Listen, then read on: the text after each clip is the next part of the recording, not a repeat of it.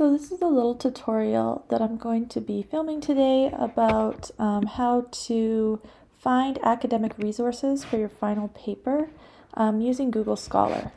So you could also use the Texas Tech Library Guide, and you can go into various different databases to look for articles. But personally, when I'm doing research, I really like to use Google Scholar. I just find that it's easier to find things. I just like the layout of it. It gives you access to pretty much everything that all the other databases have. So personally for me, I just find it simpler, so I really like to use Google Scholar. So the first thing that you have to do is you have to attach your Texas Tech RadarLink account to Google Scholar in order to access the journal articles. So I just Googled Google Scholar Texas Tech, and it led me to this page, and it will show you how to connect the library to Google. So to change the settings, click on that little 3 lines there menu on the top left corner, go to settings, click on library links, and usually the settings that they have there are fine, so just press save. And then type Texas Tech, and you'll click on Texas Tech University Libraries and then save. So if you're off campus, which obviously during COVID you are right now, it will ask you to log in with your eRater credentials. And then this will allow you to look at articles that are usually behind a paywall if you were just going to go in and look for them without being linked up to Texas Tech. Okay, so back to Google Scholar. So the first thing you want to do is you want to just type in something that you're going to be researching. So say that I want to look at self-control and juvenile delinquency. I would just go self-control, juvenile delinquency there. And then things just pop up right away. So you might kind of read at first the little couple lines here, but it doesn't really tell you much. Sometimes the title will tell you a lot, like, look, the impacts of self-control and social bonds and juvenile delinquency. If I think that looks good, I would go to the PDF. And sometimes the PDFs pop up right away. Sometimes you have to go through the TTU website to find them. And then the first thing I would do to see if this is going to be useful for my research is I'm going to look at the abstract. So this is the abstract here. It's usually right underneath the title, and this is just a little short blurb about what the study is about and what they find.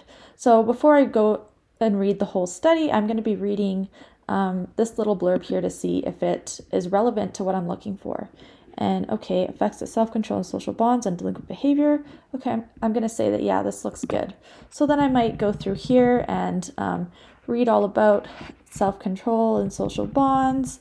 Then they're just kind of explaining what those theories are. And then they'll give you usually some prior research of what they find. So this will give you some information to use for your literature review. So you want to talk in your literature review about if you're using a theoretical framework, you want to explain that theoretical framework. If you're just looking at prior research, you want to go through here and see what prior research has found. So this is the current research is then what their study is looking at, and then they'll go through their methodology and their results. Usually for the literature review, you don't necessarily need to read all this. I would just go down to the discussion section and then read this, and this will explain what they found and their implications for their research. So if you're going to use anything out of this particular article, then you want to cite it. And to cite this article right here, you could just copy and paste this. Make sure this is in, oh, nope, that's not an APA 7 format. Never mind. You will learn how to do APA 7 format from, there's a sample paper that I posted on Blackboard, and you can also use the Purdue OWL website, and that is a really useful source. It will tell you how to cite anything in APA 7 format. So then we can go back, and We can also look, or you could use this to cite as well. So these little, this is another reason I really like Google Scholar. These little quotation marks here, you just copy this and paste it in your reference page. And this is going to be in APA 7 format. Yep, that looks perfect. So that's probably the easiest way to do things, is use Google Scholar and then just do any of these articles that you're going to use. Just click on these little quotation marks and copy and paste the APA 7 there. If you want to see similar articles, you could always go to the articles that cite it, which you can click on this and you'll find usually some research that will be kind of similar to that topic. Or else you can go, if we go back into the PDF, you can look at their reference page as well to look for similar articles. It's always at the very bottom.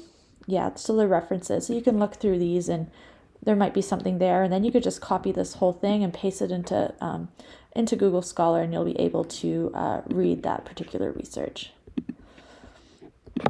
So these are academic sources. These are peer-reviewed journal articles, so they have been written by researchers and reviewed by other researchers that are experts in the area. So this is the kind of these are the kind of things that you want to use in your literature review for your papers.